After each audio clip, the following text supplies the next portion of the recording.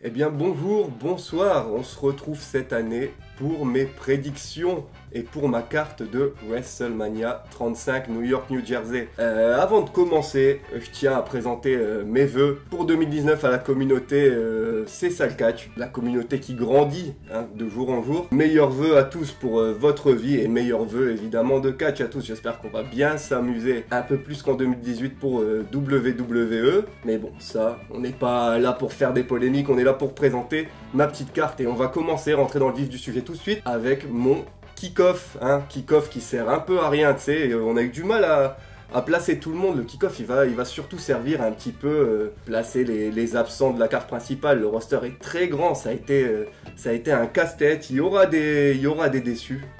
Avec le Tisan Club on pourra calmer tout le monde, tu vois. J'ai un petit peu remodelé le panel et cette fois-ci il va être composé de Sturi.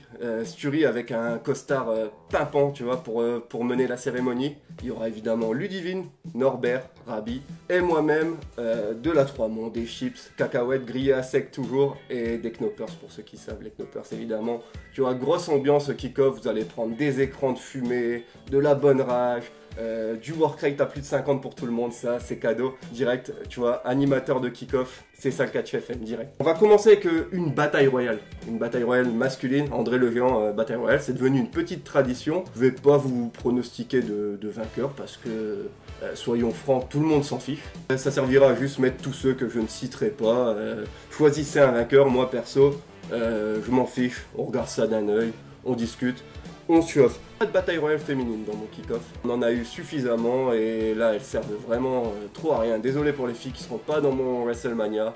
Ce sera peut-être pour l'année prochaine. En second match dans ce kick-off, je suis parti sur un truc, une sorte de Ryder Cup du catch. C'est quoi la Ryder Cup? C'est en golf. Un match où on oppose l'Europe aux États-Unis. Tu vois, on met un petit trophée, une petite coupe. Est-ce que tu me mettras une coupe une coupe fleur. Une belle coupe fleur. Ouais, une coupe fleur, j'aime bien. On part sur un design un peu fleuri pour le vainqueur. Coupe qui va bien sûr servir à rien, mais au moins on verra du bon catch en kick-off, ça va être sympa. L'équipe représentant l'Europe, British Strong Style, avec Pete Dunne, Tyler Bate et Trent Seven. Ça ferait vraiment très plaisir de les voir dans un WrestleMania et on a une dose de work rate assurée, tu vois. Avec eux, t'es quasiment sûr d'avoir des moments fun et du bon catch. Autre membre de l'équipe, Travis Banks, que j'adore, un de mes coups de cœur sur le circuit british depuis maintenant quelques mois, quelques années. Grosse intensité dans le ring, aussi un plaisir de le voir dans un WrestleMania, tu sais, avec les nouveaux contrats WWE, on peut se permettre ce genre de choses. Et capitaine de l'équipe, attention, on sponsorise ça par le Tisan Club, Finn Balor. Et ouais, j'ai pas de plan pour Finn Balor, son année elle a été un petit peu en dents de scie du côté de Raw, ça a été compliqué, donc je le mets dans ce combat. L'équipe représentant le continent américain, elle sera emmenée par le Revival. Pareil, dans un monde idéal, ils auraient dû être mieux bookés. Trop compliqué de rattraper cette année très très moyenne. Vous savez ce qu'a été la division tag de Raw. Donc Revival accompagné d'Apollo Crews et j'ai pas grand chose à dire sur lui, mais c'est un bon catcheur. Il pourrait avoir de bonnes petites choses. Donc voilà, je vais pas épiloguer sur Apollo Crews. Quatrième homme, Zack Ryder, parce qu'il est sympa, il mérite. Et ça fait trop longtemps qu'il a pas catché, donc Zach, t'as un combat grâce à moi, dis merci poto, direct. Et capitaine de l'équipe, et attention, encore une fois, de la grosse tisane pour mes capitaines. De mise, pas de plan pour de mise dans mon WrestleMania, je sais aussi qu'il mérite. Mais au moins ce sera le combat du mérite pour la coupe fleur qui servira à rien, mais qu'on retrouvera dans les épisodes de Raw et de SmackDown. Kick-off, je m'en fiche du vainqueur parce que ça servira à rien, mais au moins on verra du bon catch, a priori.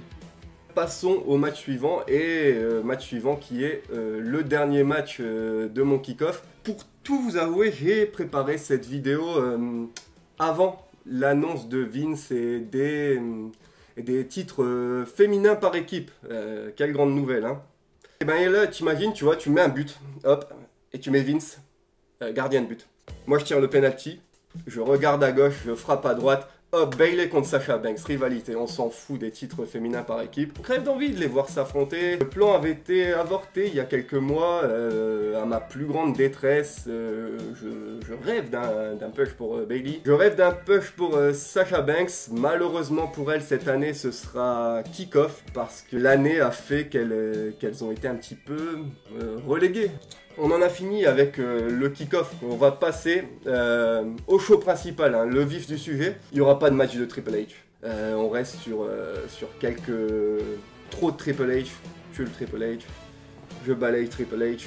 Pas de Shane O'Mac. Il y a de fortes chances que dans le vrai WrestleMania, pas le mien, il soit présent. Et c'est sans surprise que je vais vous annoncer que moi, ça m'intéresse plus tellement de voir des combats de Shane O'Mac aujourd'hui. Donc je me permets de le retirer des scénarios pour ce WrestleMania. Désolé pour les ceintures, mais pas de championnat par équipe de Raw. Je ne savais pas comment remonter ça là. Le travail il était trop difficile pour moi. J'ai bûché, vraiment, j'ai travaillé, j'ai tout donné. Et là je peux rien faire pour la division tag team de Raw. Là c'est chaud quand même, c'est chaud, ça n'existe pas, c'est impossible. Et on va commencer avec un rendez-vous qui était, on va dire, attendu par l'univers de la WWE, quelque chose qu'on n'a pas eu et qui me semblait plutôt obvious comme on dit. Match simple, sans ceinture en jeu, un match qui opposera Rey Mysterio à Andrade Cien Almas. Ce programme aurait dû se faire tout naturellement dès le retour de Rey Mysterio.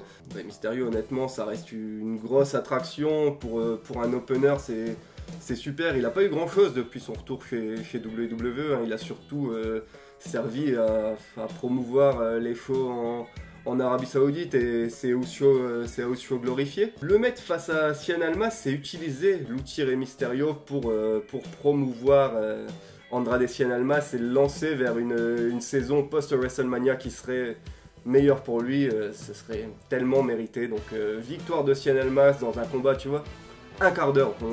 On vole pas le show, mais on envoie un bon petit truc sympa, les gens accrochent.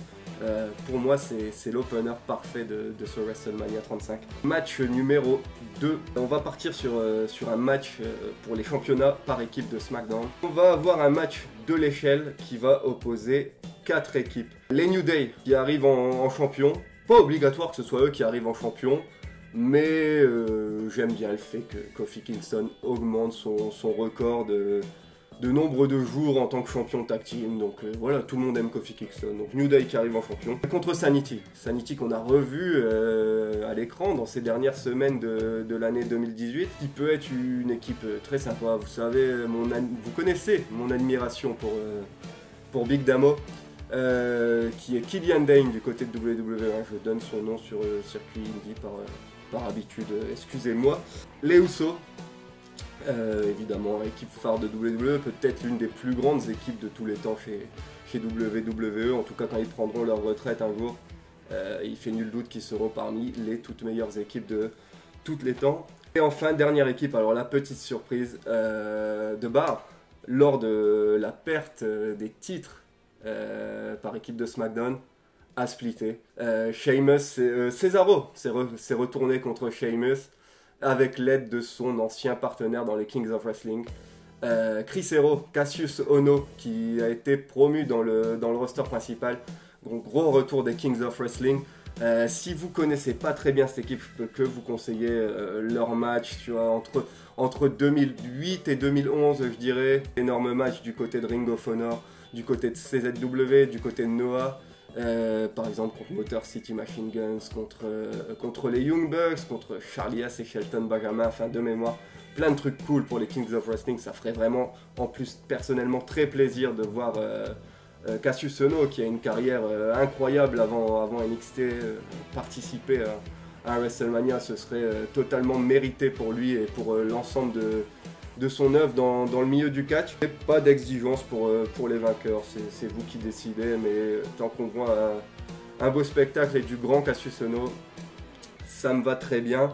Match numéro 3 qui sera cette fois-ci un combat pour le championnat US. Championnat US qui a été complètement oublié par WWE tout au long de l'année. J'ai envie qu'on ait de gros matchs de catch autour de ces championnats. C'est à ça qui devrait servir, que les mid-carters soient aussi importants, qu'il y ait une vraie course, un vrai enjeu dans leur storyline. C'est pourquoi je vais partir sur un Samoa Joe champion, hein, heel. Samoa Joe, mais écoutez, toujours dangereux malgré un nombre incroyable de défaites en 2018, mais il a, grâce à ses promos, grâce à un énorme charisme, une présence importante, il a réussi quand même à rester dangereux dans l'imaginaire des gens. Et contre un gros outsider dans ce match, un gros outsider, Mustafa Ali. Ses débuts, quelques semaines avant qu'on enregistre cette vidéo, qui a eu des débuts très, très satisfaisants du côté SmackDown. J'aime beaucoup le côté humain, le côté gentil et le côté ravi d'être là de Mustafa Ali. J'ai confiance en Samoa Joe et Ali pour faire un beau match. La violence de Joe contre le courage et l'abnégation de Mustafa Ali. On aura un bon petit match, tu vois, une dizaine de minutes, un truc sympa, ou avec un happy ending, avec une victoire de Mustafa Ali qui remporterait par cette occasion son premier championnat dans le roster principal de la WWE. Voilà, premier WrestleMania dans le roster principal pour Ali. Et une grosse victoire face à Joe. Bon, je réclame des victoires pour Joe et je le fais perdre. Match numéro 4, les vraies choses sérieuses. Et malheureusement, dès le match numéro 4, je vais peut-être un petit peu vous spoiler ce que va être la suite de ma carte. Mais bon, pas grave, il faut bien passer par le match 4 avant de passer à la suite, évidemment. Asuka, championne de SmackDown, remettra son titre féminin en jeu contre Charlotte Flair. Et oui, pas de main event pour Charlotte Flair, ça aurait pu être l'année. Mais malheureusement, il se passe des choses dans la division féminine, dans le paysage féminin de la WWE, qui font que quelqu'un d'autre prendra le gros spot. Évidemment, Charlotte est une des plus grandes catcheuses de tous les temps. Elle est incroyable, gros charisme, grosse capacité in-ring. Revanche contre Asuka, et ce sera un match, je pense, qui va être plus incroyable que celui de l'an passé, parce que du côté de la division féminine chez WWE, avec tout l'engouement, on nous a rabâché des Make History, hop, ça c'est fini. Aujourd'hui, les choses qui se passent dans le ring font vraiment l'histoire. Il y a une certaine émulation qui fait que le niveau grimpe chez WWE du côté des filles. Par contre, pour Asuka, c'est un petit peu miraculeux qu'elle ait retrouvé cette place dans la carte, qu'elle arrive championne à WrestleMania. On se souvient de son début d'année catastrophique, tout ce qui a suivi. Sa victoire au Royal Rumble de l'an passé a été gonflant, hein. On se souvient des défaites contre Carmella, des humiliations avec James Ellsworth, de son association très étrange avec Naomi. Victoire de Charlotte Flair malgré tout. Il faut que la reine retrouve son trône du côté de SmackDown. Match numéro 5 qui va opposer Drew McIntyre à Braun Strowman. Alors vous voyez, j'ai longtemps hésité à mettre Drew McIntyre plus haut dans la carte. Tant il a un petit peu surnagé dans la division de Raw. C'était pas facile, hein, d'éviter un petit peu les embûches mises par les bookers. C'est quand même bizarre, hein, les bookers qui mettent des embûches aux catcheurs. Selon Jimmy Jacobs, c'est difficile de booker un show hebdo de 3 heures. Je veux bien l'entendre, c'est compliqué. En tout cas, Drew McIntyre, il a quand même fait une grande année du côté de WWE. Braun Strowman, lui, a été un petit peu mis en retrait par des pépins physiques, par un booking parfois moyen, hein. On sait, face, heel quand le shield revient, c'est très court. De nouveau face. On comprend plus très bien, c'est un petit peu compliqué. Il a un petit peu souvent flanché dans les moments clés, mais ça reste un monstre. Et un gros affrontement sans disqualification. Et étant donné que je suis obligé d'en faire perdre un, c'est Braun Strowman qui va perdre et c'est Drew McIntyre qui va, qui va se projeter vers les sommets dans la saison à venir. C'est absolument mérité pour son travail, c'est pour avoir surnagé dans cette division d'Euro. Attends, je viens de réfléchir à un truc rapidement. peut-être que je donnerai la victoire à Braun Strowman vu qu'on est dans un contexte sans disqualification. Si Braun Strowman donne un coup de Nicolas à Drew McIntyre. Je veux que ça pourrait être sympa quand même. On va utiliser Nicolas comme une arme. C'est un enfant. Bon, c'est chaud, non. Victoire de Drew McIntyre. Match 6, on passe sur un programme qui a été très, très attendu. Bien sûr, AJ Styles contre Randy Orton. C'est un programme qui m'intéresse beaucoup, que j'ai envie de voir entre les deux hommes parce que c'est quand même inédit, tu vois. Je me souviens qu'il y avait eu ce combat. Je crois que c'était dans la Road to WrestleMania 2017 qui opposait ces deux hommes. Et on avait eu un résultat quand même plutôt sympathique. Vous vous souvenez, avec la fin de Phenomenal Forearm pour déclencher le RKO, tu vois, ça c'était vraiment super cool. Malheureusement, c'était pas les plans du moment et je trouve que c'est quand même... WrestleMania, ce serait quand même un très bon théâtre pour remettre cette rivalité en route, même s'il n'y a pas vraiment eu rivalité, on peut penser que les deux hommes ne s'apprécient pas trop. Et j'aimerais qu'une rivalité avec Orton, qui le pousse dans ses retranchements, lui permette de nous faire voir une nouvelle facette de lui-même. Victoire d'AJ Styles dans un match qui sans doute sera vraiment très décent. En match numéro 7, je vais vous présenter un combat de championnat intercontinental. Le champion, le toujours champion à l'époque de WrestleMania, Dean Ambrose. Et je vais l'opposer à un revenant, quelque chose qui fera vraiment très plaisir au public. Je sais qu'il a beaucoup de fans. Sami Zayn, qui obtient sa chance pour le championnat intercontinental. Sami Zayn qui lui aussi, avant sa blessure, était un petit peu, excusez-moi de l'expression, bouqué avec le cul. On se souvient tous, Sami Zayn Lashley. Ouais, on n'est pas bien du tout. Sur un roll-up, dans un combat très court où Dean Ambrose se comportera de manière un peu trop prétentieuse, je ne sais pas comment sauver le soldat Ambrose, donc autant que ça profite à notre bon ami Sami Zayn qui est un incroyable catcheur. Match 8. On passe à des choses encore plus sérieuses. Championnat de la WWE. Daniel Bryan, toujours champion. Ah, c'est très bon de revoir Daniel Bryan à ce niveau-là. Ah, c'est très bon de voir Daniel Bryan dans un combat de championnat WWE lors d'un WrestleMania. Il va être opposé aussi à un revenant qui vous fera très plaisir, le compère de Sami Zayn, Kevin Owens. Et ouais, vous voyez que j'ai séparé Sami Zayn de Kevin Owens. Ils sont chacun dans un brand différent de l'autre. Et je pense que c'est mieux pour la carrière des deux, en tout cas à court ou moyen terme. Kevin Owens qui va revenir donc face et s'opposer au vilain Daniel Bryan qui plus les émissions passent, plus il devient con, c'est terrible. Je laisserai le titre autour des hanches de Bryan. Il n'y a aucun doute que les deux peuvent nous livrer une prestation spectaculaire, mais j'ai envie de voir Daniel Bryan comme un champion à long terme. Je pense que c'est la meilleure formule pour le championnat de WWE avec les forces en présence de chez SmackDown. On va passer à la suite des événements et un petit match qui va un petit peu plus nous détendre en nous proposant de l'action à haute intensité, mais des choses un petit peu plus légères. Je vais proposer un Fatal 4-Way, championnat Cruiserweight de WWE. Une de mes émissions préférées de chez WWE, malgré le fait qu'il n'y ait pas un public très réactif pendant leur show. Je trouve que tout ce qui se passe là-bas est très cohérent et c'est pourquoi j'ai voulu mettre cette division à l'honneur dans ma carte principale de WrestleMania et pas dans un kick-off auquel ils sont un peu trop souvent habitué. Je vais proposer Buddy Murphy, qui est un excellent champion. Quel bien ça lui a fait de rejoindre cette division. Il sera opposé à Cedric Alexander, son éternel rival. Il y aura dans ce match Lio Rush. C'est quand même mieux de le voir catcher que de le voir accompagner Bobby Lashley et que de le voir montrer les fesses de Bobby Lashley. C'est quand même très très compliqué ça. Et le quatrième homme de ce match, Kalisto. Kalisto qui est un incroyable catcheur. Qu'est-ce qu'il est bon.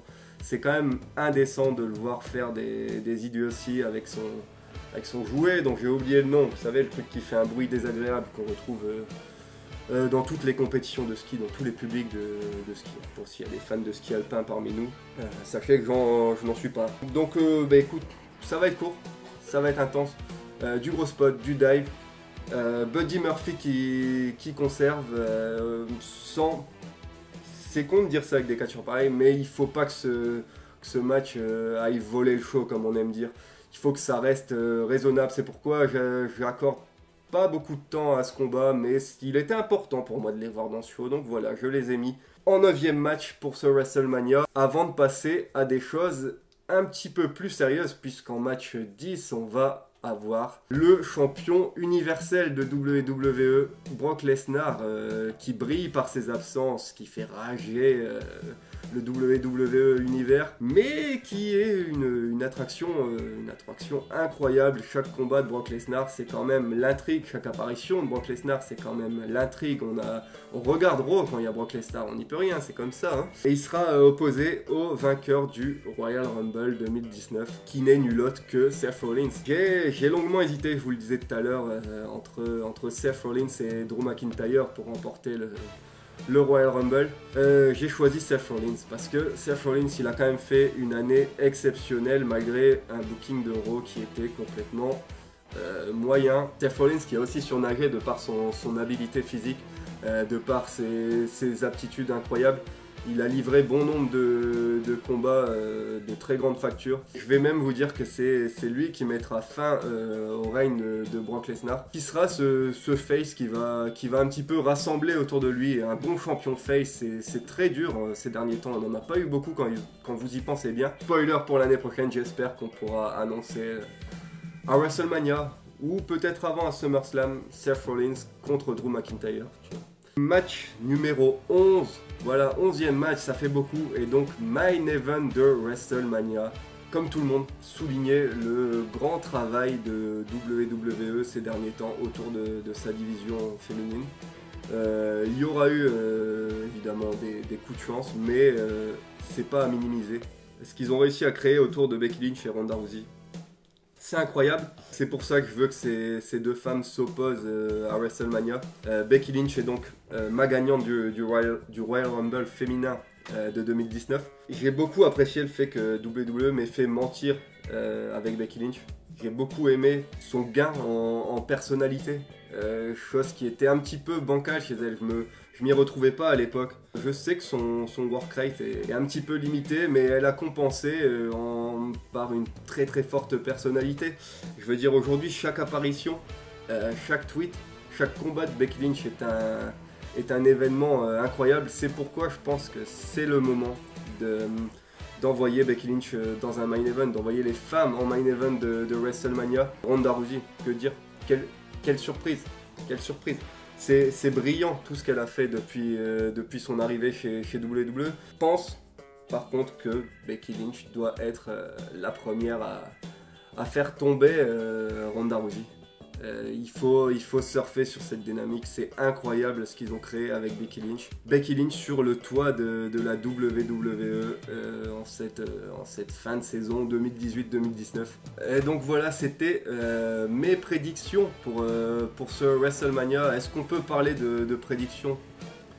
J'en sais rien, j'étais un petit peu fantaisiste, j'ai écarté certaines idées qu'ont les dirigeants de WWE, mais bon, après tout, je le répète, c'était ma carte et je fais un petit peu ce que je veux. C'était Flo du Flo Moustache Mountain. Je profite de cette fin d'année pour encore vous souhaiter mes vœux pour 2019 et aussi vous remercier de votre présence sur la chaîne.